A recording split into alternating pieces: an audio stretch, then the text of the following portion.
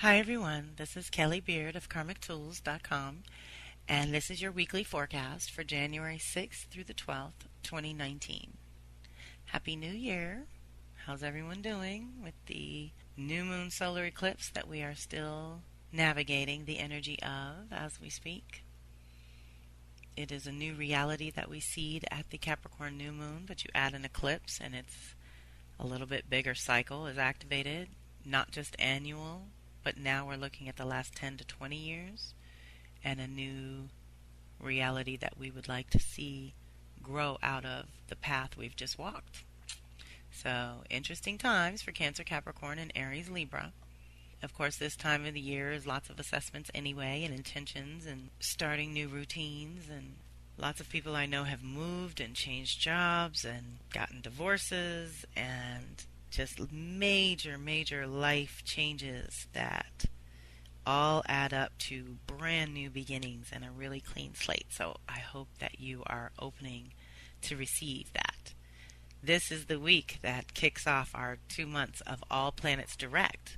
So it is a good time to at least seed these new beginnings and to set your intentions and to clarify the direction that you want 2019 to take. 2018 was pretty transformative and life-changing for everyone that's crossed my path, and me included. So this week is only got 2 activations, but they're pretty important ones, and hopefully you'll have some time to do your own check-in if you haven't already. So on the 8th, which is Tuesday, Mercury squares off with Mars. So this is our thinking and our action, and really being able to think it through before we make choices and decisions, and at the same time not dawdle, not overthink, overprocess, overanalyze. This square is a push to grow, and so we're learning something here about the choices and actions we took maybe in the last year as we decide what we want going forward in the new year. So this activation can be tough for some if your beliefs are out of alignment with your action, if you're not self-aware, or you act out unconsciously, being selfish or childish, then watch out, because squares test you to grow and change in some way. Often this also means that you are suppressing your own nature in some way, which is never really a good idea. When you suppress your soul, it can make your human more sensitive or defensive, taking things personally as a threat or challenge. If you catch yourself feeling irritable for no apparent reason this week, try to step back and gain some perspective before responding to either your own thoughts or another's words. Mercury and Mars getting together in this challenging way can provoke debates and in some people actual fights, so be careful. The deeper aspect of this activation is that some part of you wants to express, perhaps in a new way, and your monkey mind has got you all off track. Mars demands that you know who you are and what you want, and is the sacred masculine part of you which is supposed to hold good boundaries, protect you, and negotiate on your behalf in the world.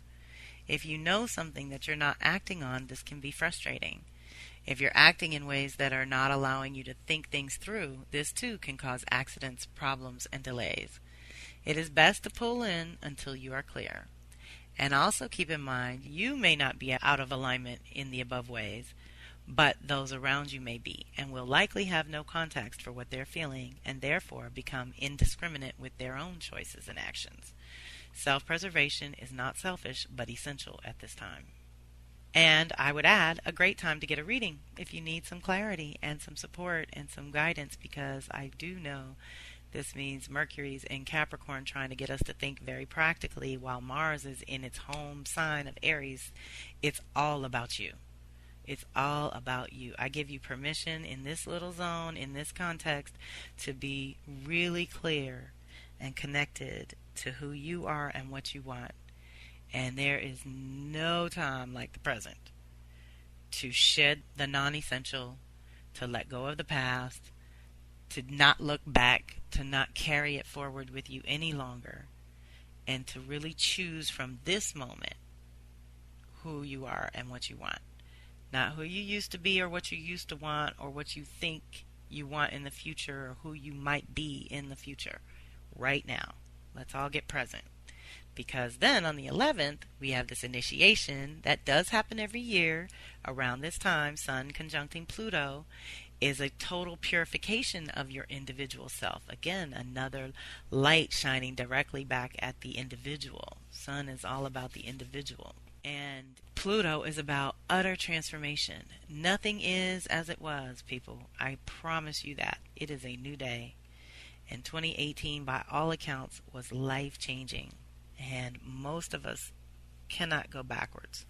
So, onward and upward. Let's use the energies for what they're good for. And this week is about clearing your mind and connecting to your soul and choosing, really deciding what you want that you're going to nurture and feed as you walk through this year.